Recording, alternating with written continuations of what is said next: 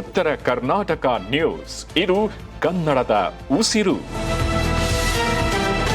ಭಾರತದ ರಾಜಕೀಯ ಇತಿಹಾಸದಲ್ಲಿ ಇಂದು ಅಂದರೆ ಜೂನ್ 10, 2026 ಸುವರ್ಣಾಕ್ಷರಗಳಲ್ಲಿ ಬರೆದಿಡುವಂತಹ ದಿನವಾಗಿದೆ. ಏಕೆಂದರೆ ಪ್ರಧಾನಿ ನರೇಂದ್ರ ಮೋದಿ ಅವರು ಭಾರತದ ಮೊದಲ ಪ್ರಧಾನಿ ಪಂಡಿತ್ ಜವಾಹರಲಾಲ್ ನೆಹರು ಅವರ ದಶಕಗಳ ಹಿಂದಿನ ದಾಖಲೆಯನ್ನು ಅಧಿಕೃತವಾಗಿ ಹಿಂದಿಕ್ಕುವ ಮೂಲಕ ಸ್ವತಂತ್ರ ಭಾರತದಲ್ಲಿ ಸತತವಾಗಿ ಅತಿ ದೀರ್ಘಾವಧಿಗೆ ಪ್ರಜಾಸತ್ತಾತ್ಮಕವಾಗಿ ಚುನಾಯಿತರಾದ ಪರಮೋಚ್ಚ ಪ್ರಧಾನಿ ಎಂಬ ಅಭೂತಪೂರ್ವ ಇತಿಹಾಸ ಬರೆದಿದ್ದಾರೆ.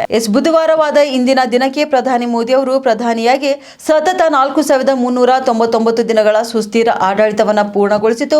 ಜಾಗತಿಕ ರಂಗದಲ್ಲಿ ಭಾರತೀಯ ಪ್ರಜಾಪ್ರಭುತ್ವದ ಶಕ್ತಿಯನ್ನು ಮತ್ತೊಮ್ಮೆ ಸಾಬೀತುಪಡಿಸಿದೆ. 1952ರಲ್ಲಿ ಮೊದಲ ಬಾರಿಗೆ ಪ್ರಧಾನಿಯಾಗಿ ಆಯ್ಕೆಯಾದ ಜವಾಹರಲಾಲ್ ನೆಹರು ಅವರು ಆ ವರ್ಷ ಮೇ 13ರಂದು ಪ್ರಮಾಣ ವಚನ ಸ್ವೀಕರಿಸಿದರು ಮತ್ತು ಮೇ 27, 1964ರವರೆಗೆ ಆ ಹುದ್ದೆಯಲ್ಲಿ 4398 ದಿನಗಳ ಕಾಲ ನಿರಂತರ ಅಧಿಕಾರಾವಧಿಯನ್ನು ಪೂರೈಸಿದರು. 1947ರಿಂದ 1952ರವರೆಗಿನ ಅವರ ಹಿಂದಿನ ಅವಧಿಯು ಮಧ್ಯಂತರ ಸರ್ಕಾರದ ಮುಖ್ಯಸ್ಥರಾಗಿದ್ದರು.